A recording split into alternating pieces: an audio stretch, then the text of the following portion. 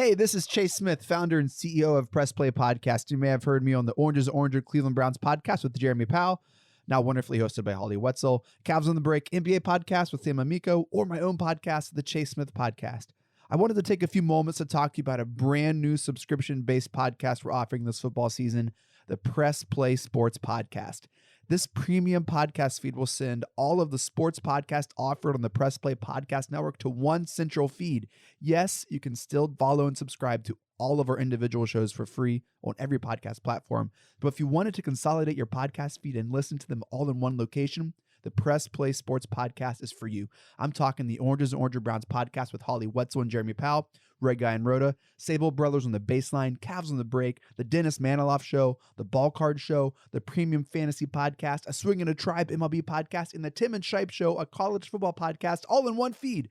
All 9 of our sports shows curated into one single podcast feed. Out the door, you're looking at $5.36 a month after tax. That's $5.36, just about the cost of a drink at Starbucks. And this is only offered on Apple Podcasts. You can't get this anywhere else. It's an Apple Podcast exclusive. Just go to the search bar and search Press Play Sports. It'll come up and you can subscribe from there. We're excited to offer this consolidated, curated sports feed for you to enjoy. And as always, thank you so much for listening and your support. Part of the Press Play Podcast Network. Could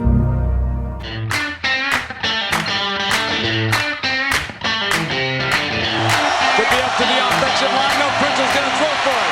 Got to get it off. They go for the ball game. Touchdown! Touchdown! Michael Jenkins! Holy Buckeye! Tebow straight ahead into the end zone, and the Gators have put this one on ice.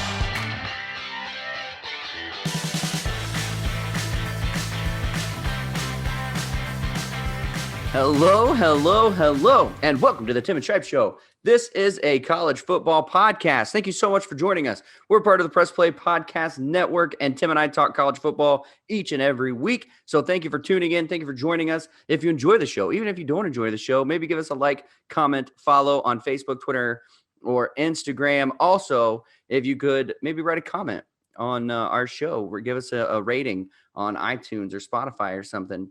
If you like the show, rate us. If you don't like the show, rate us and tell us how we can improve. We like that. Constructive criticism. Don't be too rude, though. We have soft feelings. So, Tim Jones, how you living, buddy? College football, another week in the books.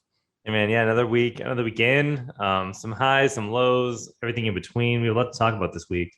A lot to talk about. Some upsets, some crazy upsets that happened in the ACC. The ACC is in trouble of not making the college football playoff this year. But every other conference has at least one team in the top 10. So we have a lot to talk about, and let's get to it. Let's do a quick weekend rewind of the Florida Gators. Tim Jones, what happened? It was close there for a while. I was getting really excited that I was going to go up another game on you. Well, yeah. I mean, here's the reality. There were, and again, this is like the third week in a row that Florida and Ohio State were playing at the exact same time. Yeah. So it was hard for me to keep up on Ohio State, but I saw it was Ohio State was down 7-0, and then next time I looked, it was like 38-7. So like, okay, I don't care about watching that game. Yeah. But the Florida game actually was pretty interesting for the first half. The reality is, looking back on it, I was a little nervous until I looked at the box score and kind of went back and just like really focused in on some of the big plays. And what it comes down to is Tennessee had 2 big plays in this game. Mm-hmm. One was like a little screen pass. They broke some tackles and scored a touchdown. The second one was a long bomb, like a 65-yard touchdown pass. Outside of that, Tennessee offensively did nothing in this game. Florida made 2 mistakes, gave up 2 touchdowns, and then did not allow a point in the second half, period. Like that was it. There were 2 big plays that Tennessee made in their own side, on their own side of the field that ended up with touchdowns. Defensively, Florida handled the game beyond that. And that was a huge play in the game. That was it. That was the difference in the game. Yeah, and Florida officially jumped Ohio State in the AP poll, if you pay attention to that, if you care about that, which my thinking would be what took so long, really. Florida has 1 loss to Alabama, and it was really close. Ohio has 1 loss to Oregon, and that was also close, but I don't want to put Oregon and Alabama on the same level because they're just not. No, they're not. But yeah, so I mean, I think Florida finally gained some respect nationally. All I heard all week was hangover game. We almost beat Alabama. We didn't at home. Can we handle a team like Tennessee? And the reality is that Florida played well. They're definitely a second half team. No question. Florida is more of a second half team. It takes them a quarter to really get into the game for whatever reason. And that's frustrating, but we can live with that as long as we minimize the damage in that first quarter. I'd rather have that than a 3/4 team who can't handle the fourth. I try to look at it that way. And so I can live with that. Emory Jones, once again, Richardson didn't play. And I was trying to figure out what's going on. And I did see an article. Now, I don't know. I don't want to give any credit. I'm not even going to say who wrote it. I don't know for sure. Mark May or something. Maybe. But the rumor is Richardson really did have a hamstring issue, and that Dan Mullen didn't want to risk play him. The comment that I heard was Dan Mullen saying, if we played him and he got injured, that could be his season, or at least 6 weeks of serious injury that we didn't want to take the chance on. So we set him out this week, knowing that next week he'll be 100% and he'll be able to play against Kentucky. And moving forward, not that Kentucky's a significant game, but just like moving forward, he'll be 100% healthy to play. Now, I don't know if that's true. It's hard to say. There's no way. No one's ever going to really know the truth of what happened in the last 2 weeks. But I would hope that we're going to Richardson involved, just because he is such a dynamic player. But regardless, Emory Jones played well this week. He had 0 turnovers, thankfully. And he was really more of a game manager like he was last week, but he did well. He had 209 passing yards for 2 touchdowns and 144 rushing yards. So he handled the game really well. He played solid, and he had those big moments where he had to make a play, and he was able to do that. So I think it's good to see the progression of Emory Jones, whether we 100% trust him or not. He's improving as a quarterback, and the team is building confidence around him as well. Yeah. To go back to your first quarter, that they're sluggish in the first quarter. I'm almost seeing this as a trend in college football, that it's not so much the players that are sluggish, it's the coaches that are running certain situations, doing certain plays to see how the defense is going to react. And then in the second half, coming back with plays to kind of counter their reactions to those. I see it a lot from Ryan Day at Ohio State. And I think I saw a lot of it at the Florida game against Alabama. Now, full disclosure, it was at the same time. I did not watch the Florida game. But I imagine that might be the same thing that Mullen is doing, is just kind of feeling out the defense. How are you going to react if we run the ball this way? If we fake, are you still going to react that same way? What are you looking for on our offense so that I can counter that on the next drive or the next quarter? Yeah, it's almost like being a little bit too conservative early on, and then making adjustments, like you said, and then going from there. I kind of wish they would try to switch things up a little bit, be a little aggressive right out the gate, just to wake this team up, because it does feel like, especially offensively, that they're just not in the game in the first quarter, and that's frustrating to see. Yeah. But another good win for the Gators, moving up in the polls, getting some respect, and on to the next one. Who you have next? This is our first road test of the season. We're going to Kentucky this week. Kentucky's undefeated. They're a pretty good team. So it's not an automatic win for sure by any means. They have an actual quarterback this year who can play, and their running game is good. I don't know who this team is. I'm going to be honest. I'm not sure how to feel. Their games they played. They beat Louisiana Monroe, Missouri, Chattanooga, and they just beat South Carolina. So they've had 4 kind of cupcake games this year, in my opinion. But that doesn't mean that they can't compete against Florida. They seem to be one of those little brother teams who's like, we can play with you, and they try to play well against Florida, even if their season's not going well. Yeah. I mean, beat Missouri. I mean, it's not great, but it's still SEC. They beat South Carolina, you say? Yeah. I mean, this could be a battle. Could be closer than what you think. What's the spread on this one? I imagine you have that. We'll get into that. Somebody's going to see if you can pick them. But okay. I will say, of their 4 games, their last 3 were a touchdown or less. Okay. So they're keeping them close. Kentucky, Chattanooga, South Carolina were all within a touchdown against Kentucky. Yeah. I'm sorry, okay. Missouri. Did I say Missouri? Missouri, Chattanooga, and South Carolina all within a touchdown. I knew what you meant, man. I knew what you meant. Thank you. All right. So, Buckeyes, weird. Did you see what happened with Kayvon Pope? Yes, I saw what happened. I did hear what happened. I saw the result coming in today, I believe, of Mm-hmm. what the results are going to be from that. 2 linebackers in 1 week out the door at Ohio State. Both entered the transfer portal, both seniors. Now, on Saturday, my mind was, all right, what's going on in this linebacker room? Al Washington is the linebacker coach. He was heavily sought after by Tennessee to take on the coaching job at Tennessee, but he saw it for the dumpster fire it was, and so he turned it down.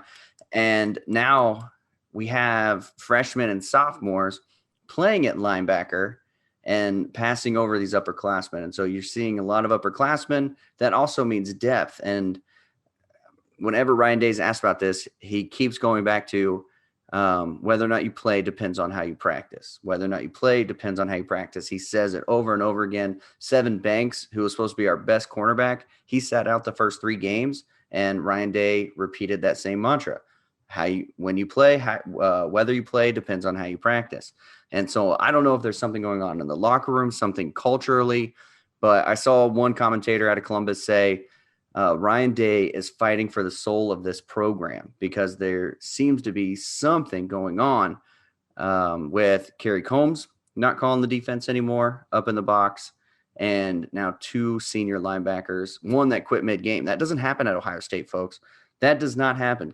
Players don't leave in halftime at Ohio State, and it's troublesome, to say the least. And I hate that, where I'm burying the result of the game, which the defense looked incredible. Ton, just all kinds of pressure. They had Iron Jr. I forget his first name, but just scrambling for his life the entire game. It was a great defensive performance, but players leaving like this. Now, I know it's a new world. I know it's a new world of college football. And, if you leave within the first 4 games, you can still redshirt and get 1 more year of eligibility at another school. So I understand why these players are doing it. They're trying to get their name out there. They want to be successful at the next level. But, man, marching off at halftime and just quitting the team and putting expletives out there about Ohio State just is not a good look for the program or for the player who left. Yeah. And was there any media hype at all during the game? Did you see this happening during the game, or is it only after the game you heard about it? I heard about it. Well, I saw it on Twitter during the game. Okay. There were press folks on the sidelines who were tweeting about it during the game. So I had known that it had happened during halftime before the players came back on the field. So they didn't have video of him. I guess he threw his gloves out in the stands and started taking off his jersey, and coaches kind of just escorted him out, and he was done. And he's been officially dismissed. He put an apology out there that said, "Hey, I'm sorry." The problem is, in today's world, I'm also stealing this from a Columbus commentator, but he said, back in the day, when you got angry during a game, you could go into your locker room and punch the wall or punch your locker or something. You'd let it out that way. Today's generation, they air their grievances on Twitter. Yeah. And that's why he's no longer on the team. I think if this was 10 years ago and you get fired up, you get emotional like he did, and you leave, you still would be welcome back on the team, I think. But I think the fact that he went and made it public for everyone is why he's dismissed from the team. Because what do you do? Sure. If you're Ryan Day, what do you do in that situation? Yeah, it's a weird situation in general, but just to clarify, so what I saw from it is he tried to go in for a play, and one of the linebackers waved him off, get back off the field. Is that what happened? Yeah, he was supposed to be in a sub package, and it was another senior linebacker who's trying to get playing time himself. I can't think of his name, but yeah, he tried to go in on a sub package, and one of the linebackers waved him off. And like I said, it was another senior or junior or senior. So it's not like it was one of the freshmen or sophomores who usually starts who's waving off at 6-year senior. It was somebody who deserves playing time just as much as Pope. And that's what's so hard is this guy was a highly touted. He was a top 10 linebacker coming out of high school. He was a great get for Ohio State when they got him, but he just hasn't panned out. I think he had 3 tackles all season, and Ohio State rotates a lot of players at linebacker. So it's just strange. It's just strange. Yeah. Well, it's unfortunate this kind of overshadowed the actual game because Ohio State, from what I saw, they looked really good this week. Yeah. All around, offensively, defensively. So what was your take on what specific highlights did you do from this week? All right, so let's talk quarterback. Kyle McCord, that was the big talk leading into it, that he was getting the start. Now, he did get Big Ten Freshman of the Week. That's 4 in a row for Buckeyes in the Big Ten. You had the first two going to C.J. Stroud and then Travion Henderson last week, and now Kyle McCord. But, man, if you watch Kyle McCord, he benefited from having amazing wide receivers. There were some throws that were off that his wide receivers were able to come back to. There and in his first drive, he was high and outside every time, just ugly. And Stroud's the guy, man. I mean, he, as bad as he looked against Tulsa, he's still, you just feel like he's more confident out there, that he has more control of the offense. And I think it's nice though, because you don't want two young guys to be in the middle of a quarterback controversy. So it was nice that Day gave both Kyle McCord and Jack Miller lots of playing time this week to get them both comfortable. If we need them, they're there. But Stroud's the guy. Kyle McCord, I'd probably give him a solid B if I'm grading him out. No quarterback graded out as champions. So at the end of every game, Ohio State will grade their players who got champion, who worked the hardest, who did the best. And neither Jack Miller or Kyle McCord graded out as champions, if that tells you anything. Yeah. Well, and I don't want to get too excited because, I mean, let's be real for a second. Reality check here. This was an Akron team whose only win of the season was against Bryant University. So we know Ohio State has a lot of work to do still to get back to the level we expect from this program. So what do you see moving forward? Who's going to be the quarterback against Rutgers this weekend? Well, first of all, don't be a downer, Tim, because they did exactly what they were supposed to do against Akron. You know what I'm saying? They did exactly what they're supposed to do. I agree, but we said the same thing last week. That's why I'm saying that. Right. Before we said the same thing. They didn't do what they were supposed to do against Tulsa. Right, but I'm saying they didn't do what they were supposed to do against Minnesota. They obviously didn't do what they're supposed to. They did exactly what they were supposed to do against Akron. And so if you can't get excited about that, Buckeye fans, then you're going to have a really sad season, because you just have to go out there and perform the way that you can perform. So this week, Ryan Day said in the media that he didn't give an answer to who's going to be at quarterback, but he alluded to if CJ's healthy, he'll go. So CJ is actually out because of a shoulder injury, and he said we'll see how he practices on Monday to know whether or not he's going to start. But I fully suspect Stroud to be behind center. Yeah, and that's fine. And again, I'm not trying to be a downer. I'm more so referring to the Tulsa game where there were expectations and they weren't met. So it's like, okay, we did this, but also Akron's not a good team this year. So it's like, okay, well, we want to temper our expectations a little bit and then say, what are we going to do from here?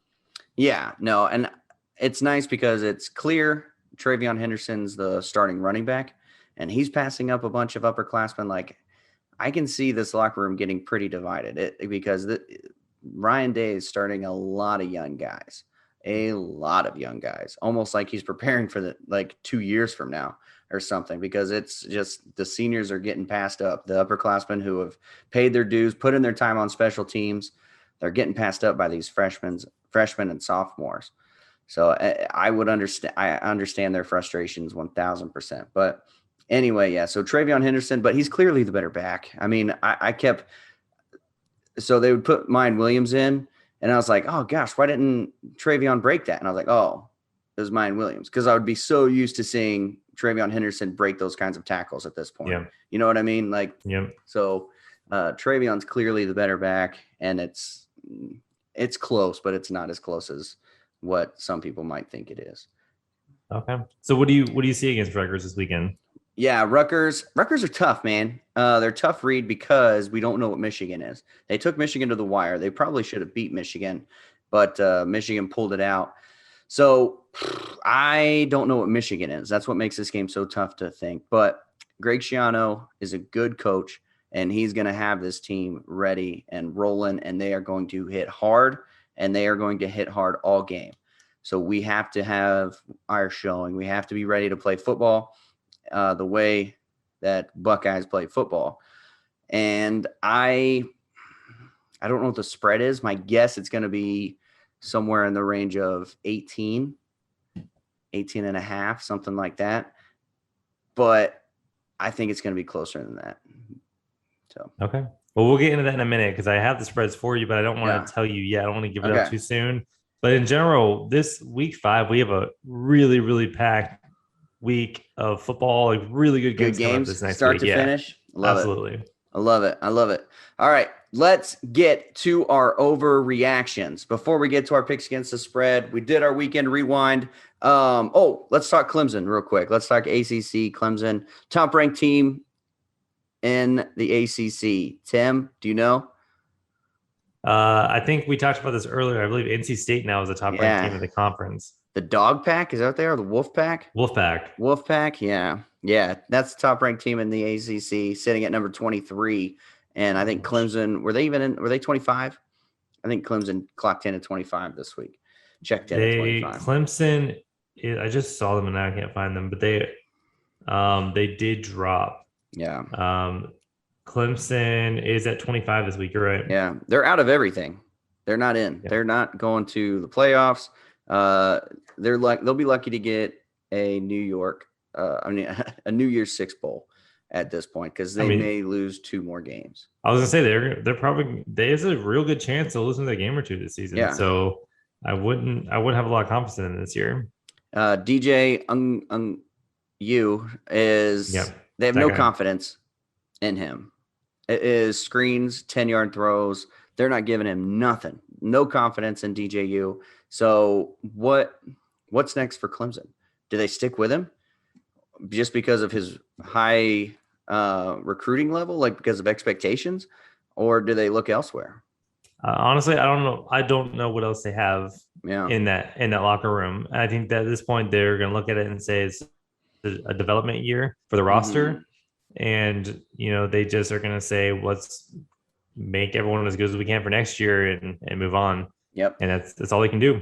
I remember saying after the Ohio State game, I don't know if it was to you or on the podcast or just to my brother or something, but I remember saying, I think this is the beginning of the end for Clemson when Ohio State beat them the way they did in the playoff.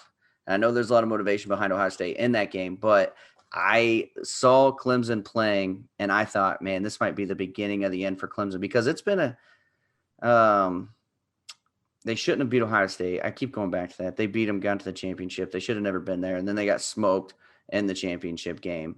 So I've seen them dropping a little bit. Now, I didn't think they'd lose to NC State, obviously, but they have had a rough year, rough start, and they don't have a quarterback that they can lean on like they could with Trevor Lawrence.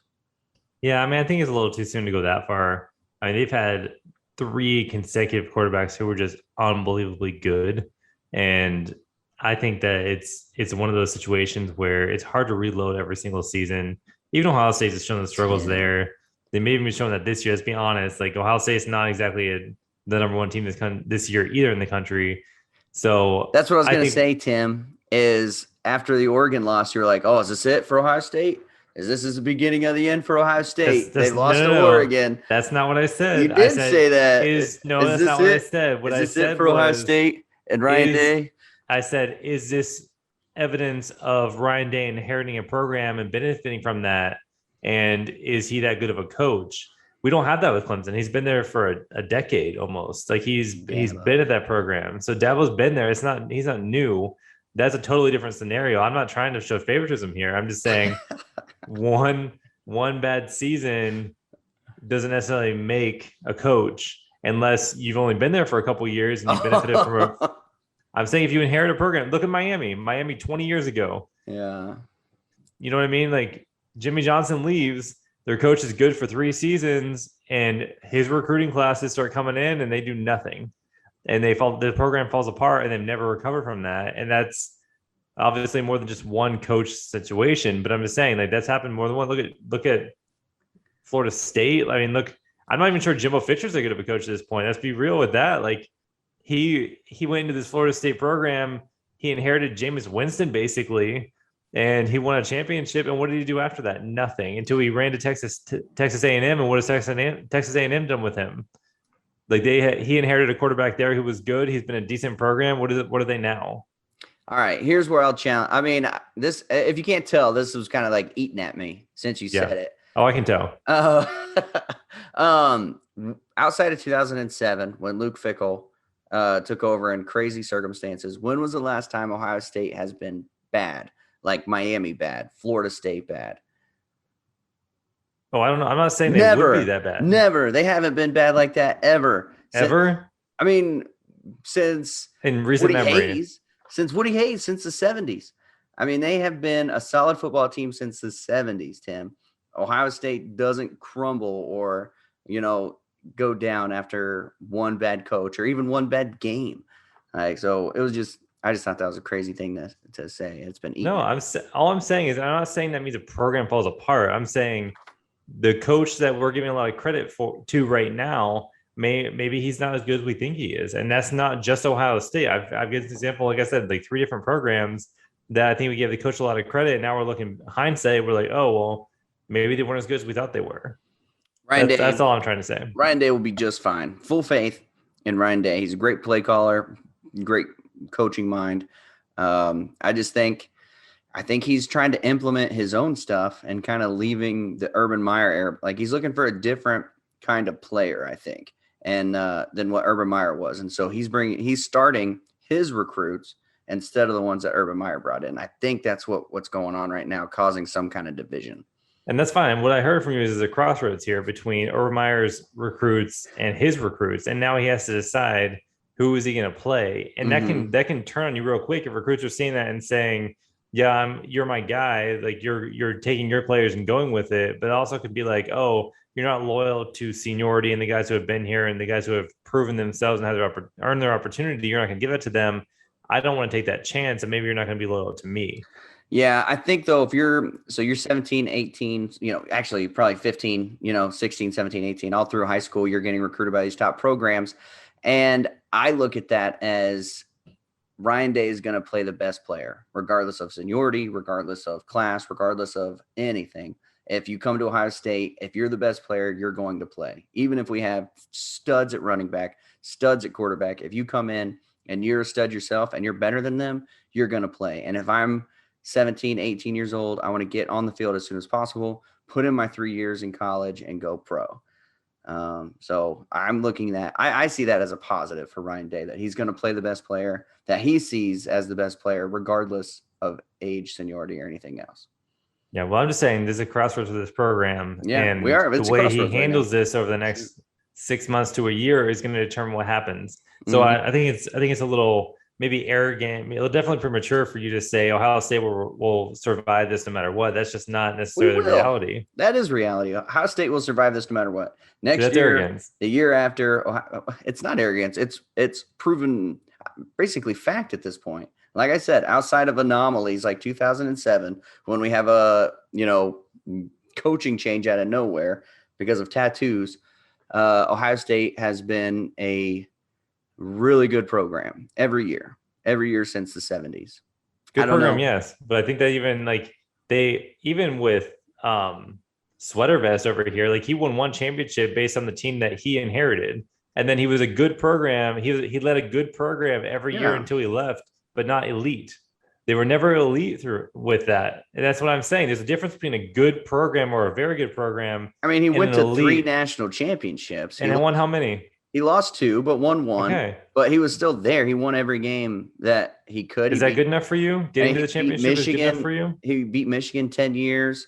That means nothing at this point. We were talking about that over and over. Yeah, I mean, obviously you want to win it, but I'm not going to say that you're a bad program if you lose. I didn't say bad program. That's what I'm saying. There's a difference between a very good program and an elite great program. And I don't think that Ohio State during his tenure would be considered absolute top tier elite program. They won more. Yes, I would. They won more games than any other program during that time. That's elite. If you win more games than any other program in a 10-year span, that's elite. And that's what Jim Tressel did. And he also earned the reputation of Clemsoning before Clemson did it, where they would get to the big games and they would lose. They couldn't win the games when it really, really mattered under his tenure after he actually had his own players. He lost national championships. He won against Arkansas. He won against Miami. He won a lot of the big games, Tim. I think you're talking out of hand here. I don't think you're fully up to speed with what Jim Tressel did for this program. And I mean, Urban Meyer took it to at least the same level. I mean, Urban Meyer won one championship game and then would lose random games throughout his season and cost himself big. But like I put him on the same level as Urban Meyer as far as where the program was. Urban Meyer had no opportunity. I think his team went undefeated his first year. Like they may have they may have won the whole thing if they were eligible. They probably would have. They would have played Notre Dame and they would have won the whole thing. Yeah. So legitimately, they may have had 2 championships in his first couple of seasons. Yeah. And that alone would put on a different level. I mean, we're talking a difference of 15 years versus 5. Like that's a huge difference in. It was only 10 years. 10 years versus 6 or 7. It was more than 10 because he won the championship in 2001. Yeah, and he left. Yeah, he left. 2014? Was it 14? No, it was like 2011. I'll have to do some research. We'll talk about this again. I think it was like 2011. I'm almost certain it was 2000. Over. I'm almost certain it was 2011 because it was right after I graduated college. I remember, and I was in my apartment with Joanna. Like it was at you remember where I lived, that upstairs apartment. Yeah, I think I was there. It was 2011, dude. It was 10 years. What was the address there? What was the address? Right. Right. Yeah, I think it was 2011. Right, look it up. We'll do some more research. We'll get to the bottom of this because anyway, I think you're taking this very personally. Well, because Ohio State's an amazing program, and I'm not downplaying Ohio State's program. 1 year is gonna be the downfall of them. This isn't one year. Game, not even 1 year. 1 game year is ridiculous. Okay, it was ridiculous. You're completely misunderstanding. All right. Anyway, Pope's out the door. Ohio State's moving on to Rutgers. Greg Schiano, old defensive coordinator at Ohio State under Urban Meyer, really good defensive mind. So Ohio State's offense is going to be up against a test. And this is going to say a lot about where Ohio State is versus Michigan, because there are some people pulling at their collars, Rodney Dangerfield style, thinking about whether or not Ohio State's going to be able to beat Michigan this year with the way their defense is playing. And so how they hold up against Rutgers, what the final score is going to speak volumes about where they are versus other top tier Big Ten teams this week. So it's a big game. You're so flustered right now. We weren't even talking about Ohio State anymore. We're talking about Clemson. Oh, yeah. And you got way off track. You got so flustered about Clemson losing. And I'm telling you, this is a different situation with a coach who is tenured and knows what he's doing, and they're allowed to have one down year, and you would accept that because you're saying I'm talking at both sides of my mouth, and I explained how I wasn't, and now you're mad. Yeah. But anyway, I give Dabo next year will be his last year with Clemson. Wow. Where's he going to go? Take it to the bank. NFL, wherever he wants. Probably the NFL. No. Yeah. He has no interest in the NFL. Well, he doesn't seem to have an interest in Clemson anymore. After 4 games, you're really going to go there after 4 games. Wow. No. He's so frustrating. Do you see his thing where he ran out on the field in front of his whole team? And talk about trying to make it all about yourself. He's just an obnoxious person.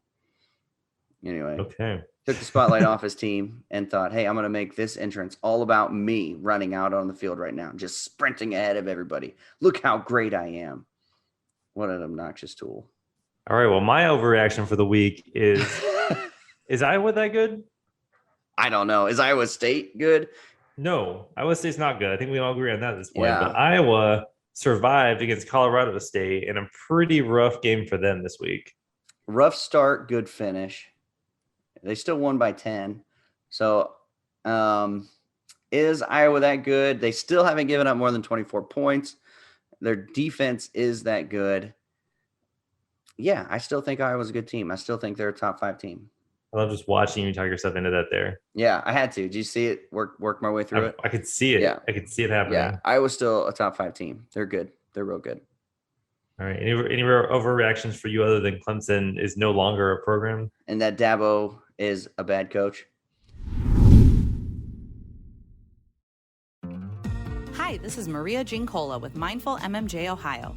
Did you know that medical marijuana has been legal in Ohio since 2016? If you have one of 25 qualifying medical conditions, you can obtain your medical marijuana card today. The most common conditions are chronic pain, including migraines and back or joint pain, PTSD, fibromyalgia, spinal cord disease or injury, and cancer.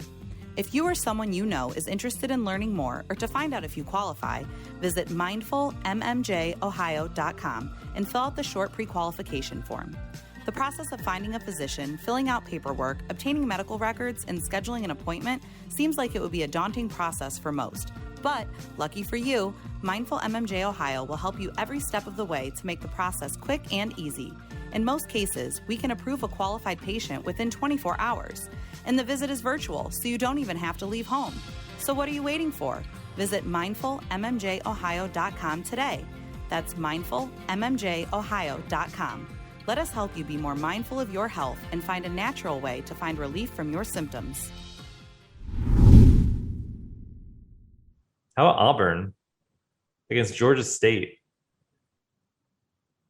Did you see that game this weekend? No, what happened? They beat Georgia State by 10, but they were down late in the fourth quarter. And the Georgia State came out after the game. Georgia State's coach basically said that the officials, the SEC officials, gave Auburn this game. And I'm going to be honest, I missed seeing the game because there were other more interesting games to watch going on. Mm-hmm. But the way the season's gone, the SEC coaches haven't had a great reputation this year. Yeah. Okay, so I guess this leads into my overreaction. The SEC is overrated yet again. Oh, get out of here. Overrated yet again. You don't mean that. You're saying it, and even you don't believe I do mean time. it. I do. How mean so? it. How so? How are they overrated this year? First of all, Arkansas is one of your best teams. Give me a break. Texas A&M just got beat by 10 by Arkansas, Tim. Do you remember where Arkansas was last year? You just doubled up your argument saying Arkansas's bad. Texas A&M lost to them, so they're bad. Yeah, Texas A&M was supposed to be good, and Texas A&M lost to Arkansas, who is even worse. You picked Arkansas to beat Texas A&M last week. I know, but Texas A&M, they shouldn't have beat them by 10. Should have been closer. Next, Auburn. Yeah, barely beat Georgia State. Florida, your Gators struggled in the first half against Tennessee, for crying out loud. We did not struggle against Tennessee. The only good two team, plays. The only good team in the SEC right now is Georgia. Even Alabama is showing signs of what signs is Alabama showing of anything? What has Alabama done this year that shows signs of any problems? Let's put second half against Florida on the table. Okay, so maybe Florida's good. No, because Florida got away with one against Tennessee. Got away with one. They won by half. 24 points. They gave up 2 touchdowns on 2 plays. It's period. End of conversation. They gave up 2 plays to Tennessee. That's it. It looked ugly. First half. You didn't even watch the game. They couldn't score themselves. You already said you didn't watch the game. This is a terrible take by you. This is an overreaction. This is a terrible take. This is Miami, who's outscored the other 3 opponents they played by well over 100. They've averaged 50 points a game. The only team they played that's any good is Florida, and they. I mean, they can't have that. Miami sucks. That's not their choice. They barely got away with one. Get out of here. Yeah, that's what I'm saying. Even you don't believe this take right now. Alabama isn't as good as we thought. Georgia's the only good team in the SEC. That's garbage. You don't even believe that. You were the Florida game. You saw how good Florida actually is against an Alabama team that's unproven. You can play this game with any team in the country. Unproven, tied. All right. Well, that makes no sense, and you know it. Also, I'll jump into my next one. Michigan State's not as good as I thought they were. Based on what this time? What happened? They beat Nebraska by 3 points in overtime. Okay. So I can't argue with it. Yeah. My reaction is Wisconsin's not very good. Period. That's it. It's not even. I don't know. It's an overreaction. That's just a reaction. That's a fair point. Reaction. Wisconsin had a really bad fourth quarter. He couldn't stop throwing interceptions. Graham Mertz is not good. I mean, I'll go there, but I think Wisconsin, they kept it. It was neck and neck. I stopped watching in the fourth quarter, and they were down. That was when Notre Dame. It was close in the fourth quarter. Yeah, and Notre Dame scored that. Yeah, and then they just crumbled. They couldn't. Yeah, I don't know. They couldn't complete a pass. They kept throwing picks and then pick sixes. So I think Wisconsin is good. I just think Notre Dame is lucky. But this is you as a Big Ten guy. Yeah, totally. But I also think that you have a really good game coming up this week, Cincinnati, Notre Dame. With that, Tim, take us into our spreads, brother. All right, just real quick, though, I have to say, this is the same guy who's like, Alabama's not very good. Wisconsin's good. They're 1-2. They beat Eastern Michigan. Good is relative here, okay? So keep in mind that on you, it's very fluid, up and down. Good for Wisconsin is different than good for Alabama. You see that, right? I see that you are very much a Big Ten homer. Yes, absolutely. Good for Wisconsin is different than the good for Alabama. Yeah. Alabama has different expectations as Wisconsin. Wisconsin, you're expected to lose in the Big Ten championship every year. Alabama, first they have to get to the Big Ten championship, win to the national championship. Well, Wisconsin they're 1-2. There. They're 1-2. I know. I'm just saying that's the expectation going into the season. They're not a good team. Then they're not a good team. Yeah, they're good for Wisconsin. Recap from last week. We went into this past week. You were up by 2, and then you and I both split with the Ohio State game we agreed on against Akron, the -49. We did not think they would cover, and Ohio State did cover that game, so we were wrong. Wisconsin, we both took against Notre Dame. Wisconsin was -6.5. They did not cover. They lost. Okay. You took Arkansas against Texas A&M. Arkansas was +5.5. You got me there. But then Florida covered with their -20 against Tennessee, so we actually broke even again this week. So you're still up 2 games coming into week 5. Week 5, we have 5 games on the schedule that we're going to go against this week. So the first one we will do, number 10, Florida visiting the University of Kentucky. Florida is -8.5 on the road. So I'll give you a second to write that down. Okay. The second game we have is number 8 Arkansas playing at number 2 Georgia. Georgia is -18.5 at home. Gosh, that's a good spread. It is really good spread. That's the toughest game of the week, I think, actually. Yeah. The third game is we have number 7 Cincinnati going to number 9 Notre Dame. Notre Dame is +2.5 at home against Cincinnati. Can you believe that? Cincinnati is favored against Notre on the Dame road, coming off of a big win on Wisconsin. Pretty impressive. Yeah. The next game we have number 12 Ole Miss going to Alabama. Alabama is -14.5. And game number 5, we have 11 Ohio State going to Rutgers. Rutgers is +15.5 at home. What did I say is going to be 18.5? I think so, something like that. That was pretty close. All right. I'm ready when you are. All right, number 10, Florida at Kentucky. Florida getting 8.5 on the road. Yeah, give me Florida on that one. See, I took Kentucky just because I think that Kentucky is going to try to run the ball a lot and control the flow of the game. Okay. So I'm actually going against you there. Okay. All right, so the next one, number 8 Arkansas at number 2 Georgia. Georgia -18.5. Who do you have? Arkansas.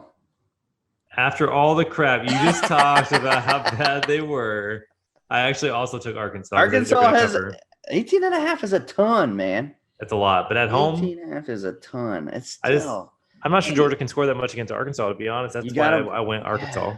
You got to win by 3 touchdowns to cover that thing, basically. Yeah. Man, I mean, Georgia's good. I think they're better than Bama. Georgia's good, but Arkansas's defense is also good. So I think it's going to be a closer game. It's a more defensive game than that. I think it's a lot of points. Yeah. All right. Number 7, Cincinnati, and number 9, Notre Dame. Notre Dame getting 2.5 at home. Who you got? Yeah, this is basically a pick 'em for me, and I'm going with Cincinnati. Taking Cincinnati. I also have taken Cincinnati because I don't trust Notre Dame. I've bet against them all year, and I've been wrong so far. Yeah, right. But I'm taking Cincinnati on the road. I like that. Yeah. All right. Number 12, Ole Miss at number 1, Alabama. Ole Miss on this one. All right, I'm taking Alabama. I don't trust Lane Kiffin's team here. I think Alabama's going to handle the business at home, and it'll be at least 2.5, 2 touchdown and field goal kind of game. Yeah. All right. And then number 11, Ohio State visiting Rutgers. Rutgers is being given 15.5 at home. Yep, going with Ohio State on this one. I am as well. I really thought after all this, what you were saying about Rutgers earlier, and Well, remember my spread, though, 18.5. So yeah, it's less true. than that. All right. Yeah. I think it's barely over 2 touchdowns. I think that Rutgers is not a very good team, and Ohio State's going to take care of business. Yeah, I think so too. I hope so. Hope I'm right on that one. I don't know if you realize you took all road teams this week. I did, didn't I? You did.